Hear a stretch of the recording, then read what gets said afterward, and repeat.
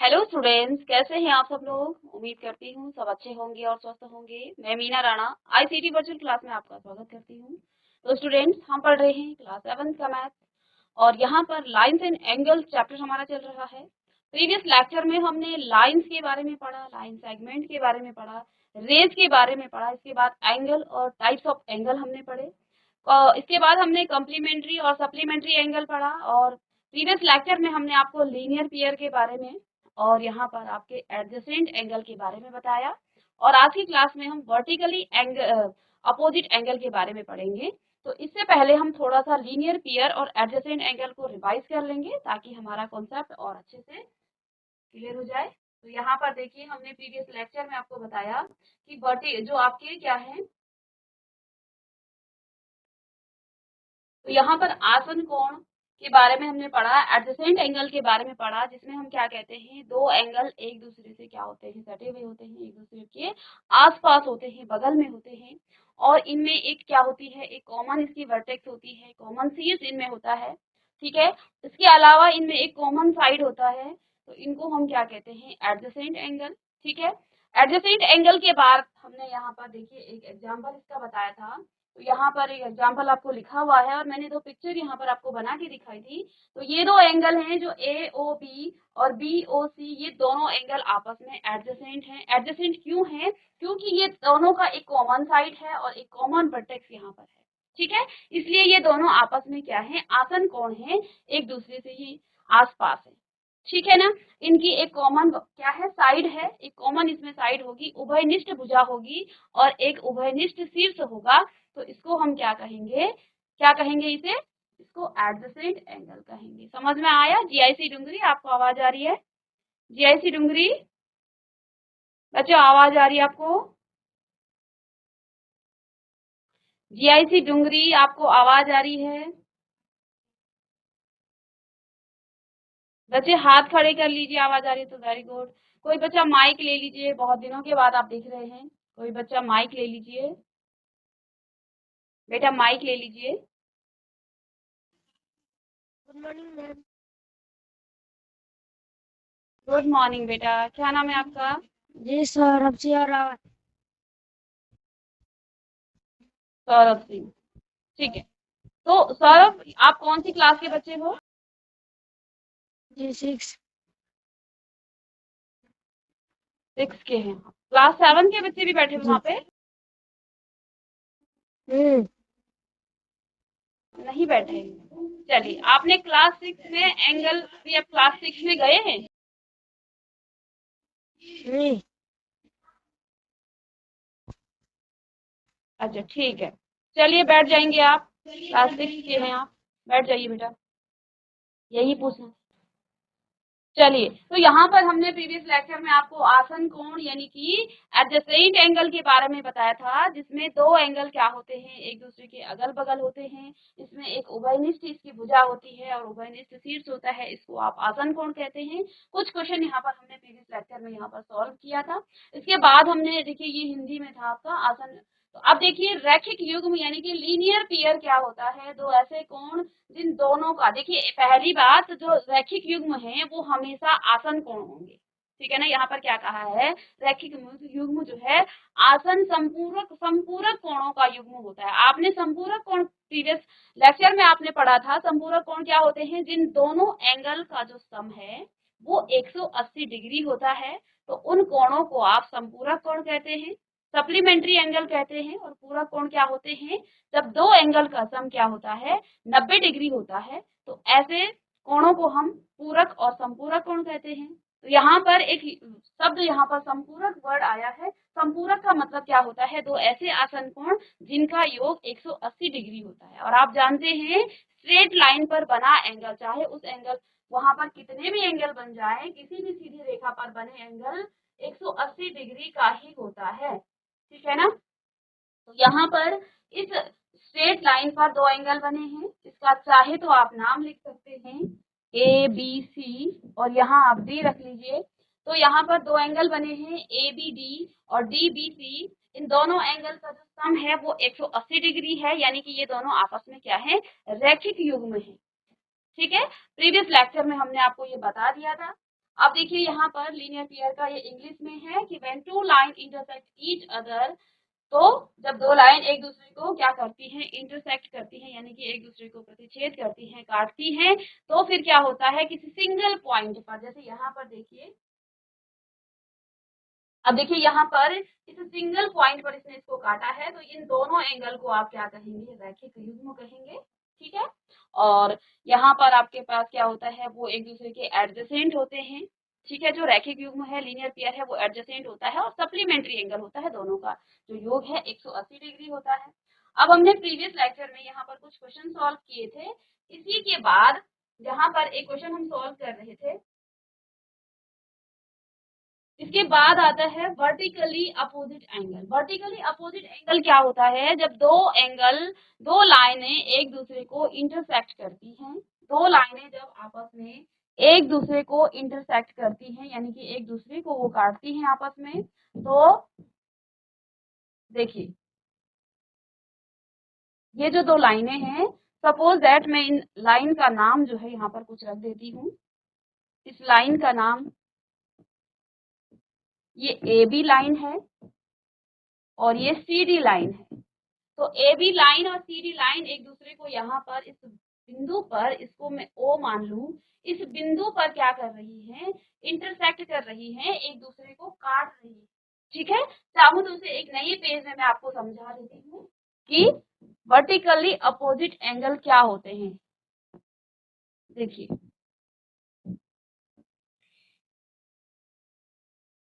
इस तरह से, देखिए दो लाइनें हैं यहाँ पर और इन लाइनों का भी आप कुछ नाम रख लीजिए, ए बी और ये आपका C D. A B line और सी डी लाइन एक दूसरे को कहाँ पर, बिंदु ओ पर काट रही है। कहाँ पर, बिंदु ओ पर यहाँ पर काट, सपोज ये ओ है। ठीक है, अब यहाँ पर आप देखिए ए ओ सी, ये जो है ये एंगल इस एंगल के वर्टिकली अपोजिट है। क्यों वर्टिकली अपोजिट है, क्योंकि इन दोनों का जो शीर्ष है, इन दोनों का जो वर्टेक्स है वो ओ बिंदु पर है और इसका अपोजिट, वर्टिकली अपोजिट मतलब कि उनके शीर्ष के विपरीत। ठीक है ना, नाम से ही आपको पता चल रहा है, शीर्षाभिमुख कोण इनको कहा जाता है। तो देखिए इस शीर्ष, देखिए दोनों का शीर्ष कहाँ पर है, शीर्ष है ओ बिंदु पर। अब ओ बिंदु पर एंगल बन रहा है ए ओ सी, ये इसके उल्टे, इधर उल्टा अगर इधर को आप बनाएं तो यहाँ पर डी ओ बी एंगल बन रहा है। तो ये दोनों एंगल आपस में वर्टिकली अपोजिट एंगल है। इसके अलावा यहाँ पर ए ओ डी, ये वाला एंगल इस एंगल के अपोजिट है, इस वाले एंगल के अपोजिट है। क्यों एंगल अपोजिट है, क्योंकि देखिए इसका दोनों का शीर्ष फिर से ओ पर है और ये इधर को बन रहा है, तो इसका शीर्ष इधर को बन गया, तो वो उसके अपोजिट एंगल बन गया है। तो इन एंगल को आप क्या कहते हैं, वर्टिकली अपोजिट एंगल। ठीक है, तो इस पिक्चर को आप बना लेंगे।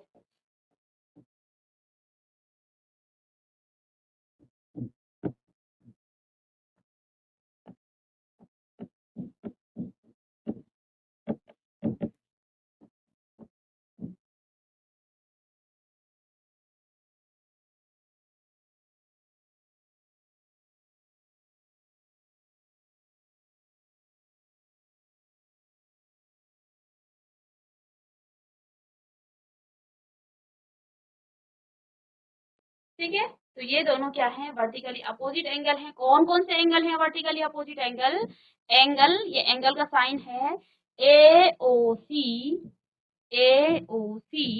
And angle D O B, angle D O B, ये दोनों आपस में क्या है, वर्टिकली अपोजिट एंगल है। इसी प्रकार से angle A O D, angle A O D and angle COB, angle COB, ये क्या है, आपस में वर्टिकली अपोजिट एंगल हैं। इसको आप लिख लीजिएगा। तो अब आप समझ गए वर्टिकली अपोजिट एंगल क्या होते हैं, जब दो रेखाएं आपस में एक दूसरे को काटती हैं। ठीक है, तो यहाँ पर कुछ एंगल बनते हैं और एंगल इस प्रकार से बनते हैं कि ये जो एंगल है, इस एंगल के शीर्ष के विपरीत कोण को आप उसका वर्टिकली अपोजिट एंगल कहेंगे। और यहाँ पर देखिए AOD का जो वर्टिकली अपोजिट होगा वो COB है। ठीक है, तो इनको हम क्या कहते हैं, वर्टिकली अपोजिट एंगल। इसके अलावा जो वर्टिकली अपोजिट एंगल होती हैं, क्योंकि दो लाइनें एक दूसरे को इंटरसेक्ट कर रही हैं, तो वर्टिकली अपोजिट एंगल हमेशा सेम होते हैं। यानी कि यहाँ पर AO एंगल, AOC जो एंगल होगा,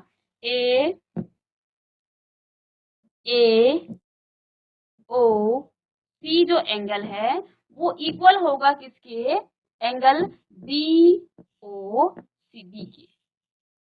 ठीक है, वर्टिकली अपोजिट एंगल सेम भी होते हैं। ठीक है ना, मतलब कि ये जो एंगल है इसका वर्टिकली अपोजिट, अब अगर आपको यहाँ पर क्या दिया है, अगर यहाँ पर आपको 70 डिग्री दिया है तो आप क्या कहेंगे, क्योंकि ये 70 है तो ये आप निकाल लेंगे।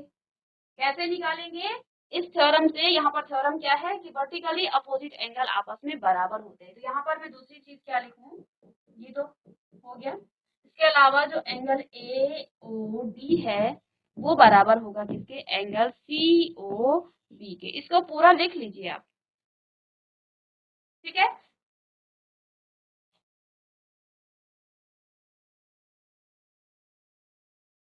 तो ये जो है यहाँ पर इसको आप लिख लीजिए।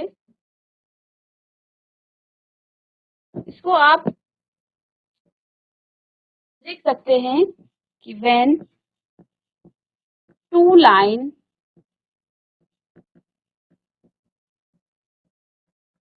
intersect each other,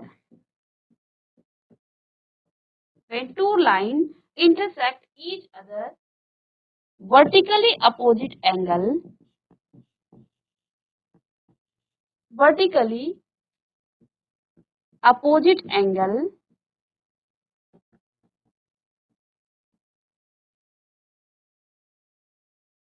are same या इक्वल। ठीक है, यहाँ पर एक लाइन और लिख लीजिए कि when टू लाइन भी आएगा यहाँ पर, when two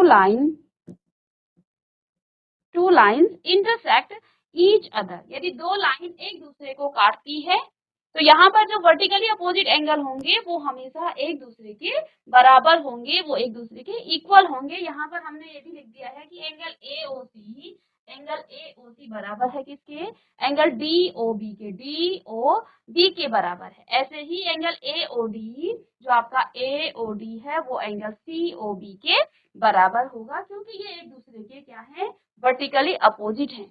ठीक है ना, इसको कॉपी कर लीजिए बेटा, इसको जल्दी से।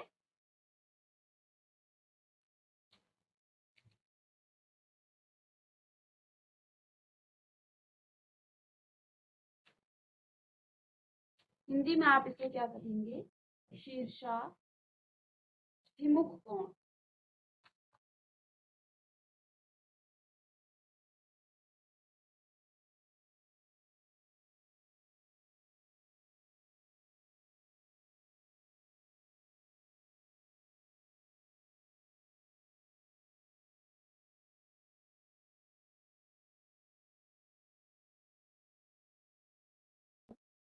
वर्टिकली अपोजिट है, शीर्षाभिमुख कोण। ठीक है, तो इतना सा आपको समझ में आ गया है कि वर्टिकली अपोजिट एंगल क्या होते हैं।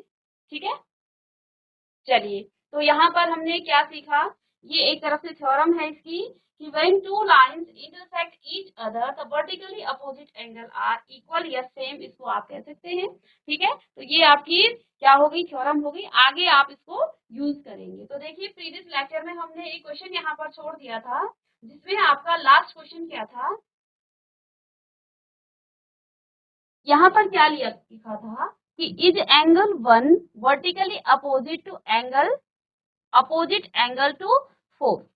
तो एंगल 1 और 4 को देखिए, ये वाले पार्ट हम कर चुके थे और यहाँ पर ये पिक्चर मैंने दोबारा से यहाँ पे बनाई थी। तो एंगल 1 और 4 की बात हो रही है, एंगल 1 और 4। एंगल 1 ये है और एंगल 4 ये है। तो आप देख पा रहे हैं कि जो AB लाइन है उसको काट रही है सीधी लाइन यहाँ पर इस बिंदु पर, ओ बिंदु है ये, ठीक है ना, ये ओ बिंदु है, ये कौन सा बिंदु है, ओ बिंदु। तो इस पॉइंट पर यहाँ पर ए बी लाइन जो है सीडी लाइन को काट रही है, ठीक है। इस हिसाब से आपका जो एंगल 1 है वो एंगल 4 के वर्टिकली अपोजिट एंगल है, ठीक है ना। इस तरह से बना हुआ है ये, कैसे,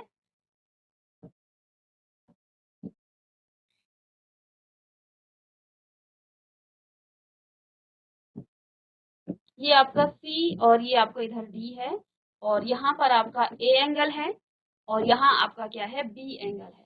एंगल 1 यहाँ बना है और एंगल 4 यहाँ पर बना है। तो आपको यहाँ पर इस क्वेश्चन में क्या पूछा है कि is angle 1 vertically opposite angle to angle 4। तो यहाँ पर 1 है एंगल और यहाँ पर एंगल 4 है, तो सही बात है, ये इसके वर्टिकली अपोजिट है, तो यहाँ पर आप क्या लिखेंगे, यस, ठीक है। इसके बाद देखिए, what is the vertically opposite angle of angle 5। तो एंगल 5 कहाँ बना हुआ है, यहाँ पर देखिए, ये लाइन यहाँ पर एक्स्ट्रा है, ये दोनों लाइनें आपस में कट रही हैं, ए बी और सी डी लाइन आपस में कट रही हैं।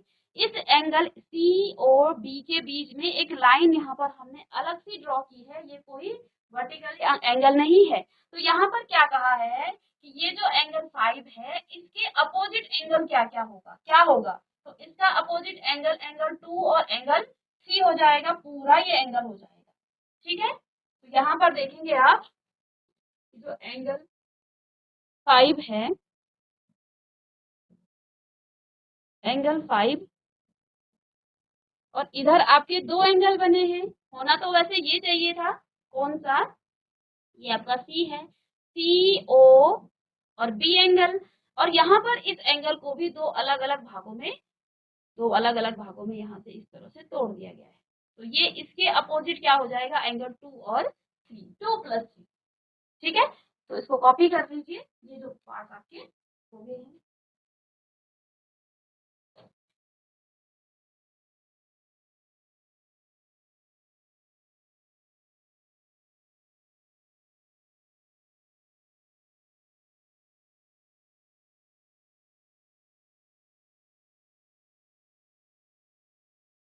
ठीक है, तो यहाँ पर आप क्या लिख सकते हैं, या तो आप एंगल 2 + 3 लिख लीजिए, या फिर एंगल सी ओ बी लिख लीजिए। तो इसका आंसर में आप लिख सकते हैं एंगल सी ओ बी, ये इसका वर्टिकली अपोजिट एंगल हो जाएगा, ये इसका वर्टिकली अपोजिट एंगल हो जाएगा, ठीक है। तो यहाँ तक हमने कर लिया है। अब नेक्स्ट क्वेश्चन करते हैं यहाँ पर।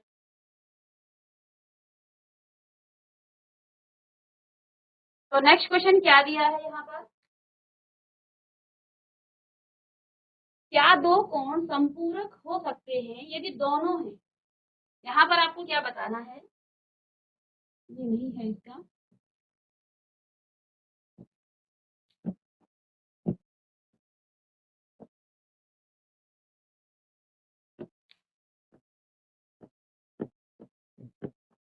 आपको क्या कहा कि यदि दो कोण क्या है, संपूरक कोण क्या होते हैं, सबसे पहले जो संपूरक कोण हैं, संपूरक कोण में आपका क्या होता है, दो एंगल का सम। सपोज संपूरक कोण क्या होते हैं, दो एंगल आप लिखेंगे और प्लस करेंगे उन दोनों का जो सम होता है वो आपका 180 डिग्री होता है, ठीक है ना। तो मैं यदि यहाँ पर दो न्यून कोण लिखूं, क्या कहा है पहले में कि न्यून कोण, न्यून का मतलब क्या होता है, एक्यूट एंगल, न्यून कोण। अब आप जानते हैं जो न्यून कोण है वो 0 से बड़ा होगा और 90 से छोटा होगा। तो जो आपके पास न्यून कोण है, सपोज दैट यहाँ पर मैं क्या लिखूं, न्यून कोण, वो एक तो 0 से बड़ा होता है, दूसरा ये 90 से छोटा होता है, ठीक है। अब यहाँ पर दो संपूरक कोणों का जो मान है वो 180 डिग्री होता है। अब यहाँ पर क्या कहा है कि क्या दो कोण संपूरक हो सकते हैं यदि वे दोनों ही न्यून कोण हो। अब यहाँ पर देखिए, दोनों कोणों को अगर आप न्यून कोण रखें, मैं सबसे बड़ा न्यून कोण भी रखूं, क्या होता है सबसे बड़ा, 89 डिग्री, और प्लस में यहाँ पर 89 डिग्री, दोनों को मैं यदि सबसे बड़ा न्यून कोण भी रखूं तो इन दोनों को ऐड करने के बाद 180 आपको मिलना चाहिए। तो देखिए यहाँ से क्या आपके पास आ जाएगा, मैं यहीं पे इसको थोड़ा सा लिख लूं। चलिए इसको छोड़िए, यहाँ नीचे लिख लेते हैं।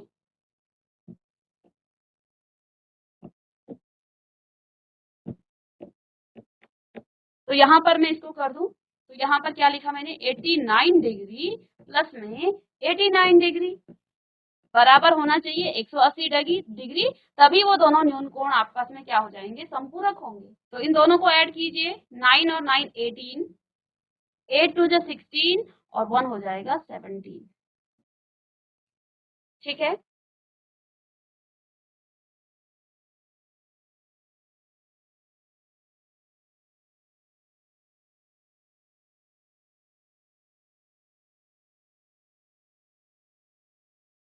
तो क्या ये 180 के डिग्री बराबर हुआ? नहीं हुआ। तो यानी कि ये दोनों एंगल दो आप न्यून कोण को जब लेंगे वो कभी भी एक दूसरे के संपूरक नहीं होंगे, कभी भी एक दूसरे के सप्लीमेंट्री नहीं होंगे, क्योंकि मैंने यहाँ पर सबसे बड़ा न्यून कोण लिया तब भी दोनों का ऐड करके 180 डिग्री नहीं हो पाया है। ठीक है ना? तो यहाँ पर आप क्या लिखेंगे कि ये दो कोण क्या नहीं हो सकते हैं, यहाँ पर आप लिखेंगे नहीं। ठीक है ना? तो दो न्यून कोण कभी भी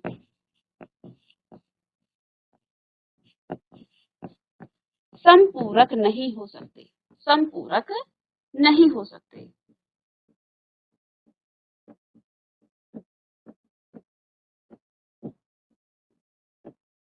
ठीक है, तो दो न्यून कोण कभी भी संपूरक नहीं हो सकते हैं। तो यहाँ पर पहला जो ऑप्शन है वो तो नहीं हो सकता है, इतना कॉपी कर लीजिए।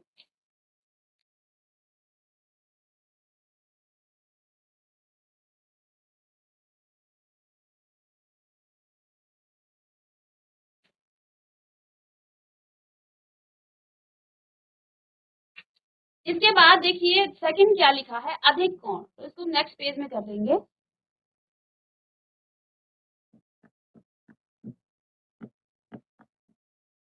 अधिक कोण, अधिक कोण का मतलब होता है ऑब्ट्यूज एंगल, अधिक कोण। और अधिक कोण की डेफिनेशन क्या है, ये एक तो 90 डिग्री से बड़ा होता है, ठीक है ना, और इसमें मैं अधिक कोण लिख लेती हूँ, अधिक कोण। और दूसरा ये 180 डिग्री से क्या होता है, छोटा होता है। तो ये अधिक कोण की डेफिनेशन है। यहाँ पर क्या कहा है, दो अधिक कोणों को ऐड करेंगे तो क्या वो 180 डिग्री के बराबर होगा। ठीक है, तो देखिए यहाँ पर मैं सबसे छोटा अधिक कोण ले लेती हूँ। देखिए क्या हो जाएगा, 191। यहाँ पर मैं 91 ले लेती हूँ, 91 से, क्योंकि ये सबसे छोटा अधिक कोण है, प्लस 91, दोनों ही हम सेम ले लेंगे, तो बराबर क्या हो जाएगा, 91 और 92। यहाँ पर 182 डिग्री हो रहा है, यानी कि ये 180 डिग्री के बराबर नहीं आया है।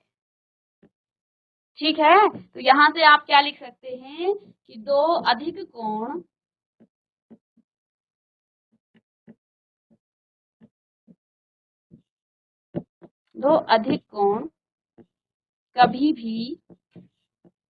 कभी भी संपूरक या सप्लीमेंट्री, संपूरक या फिर इसको आप सप्लीमेंट्री कहेंगे,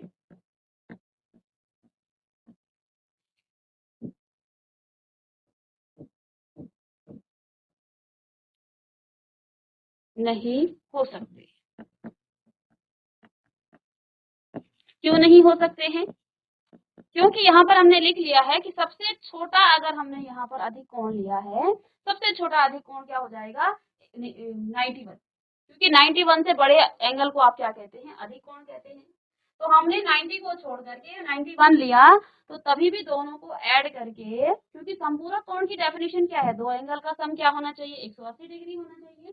तो यही चीजें यहाँ पर हम बता रहे हैं। इसके बाद थर्ड यहाँ पर क्या है, दो समकोण अगर हम ले लेते हैं, और समकोण आप जानते हैं, थर्ड क्या है, सबसे पहले तो हम ये लिखेंगे समकोण क्या होता है।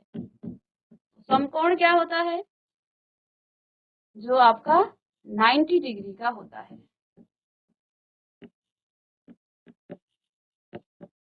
नाइन्टी डिग्री के कोण को समकोण कहा जाता है।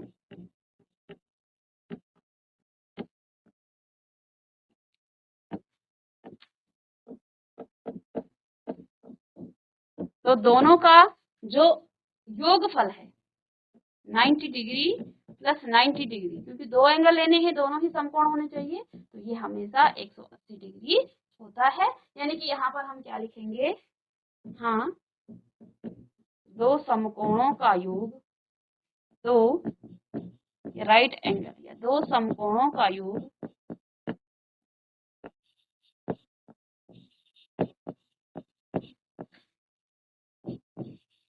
180 डिग्री होता है।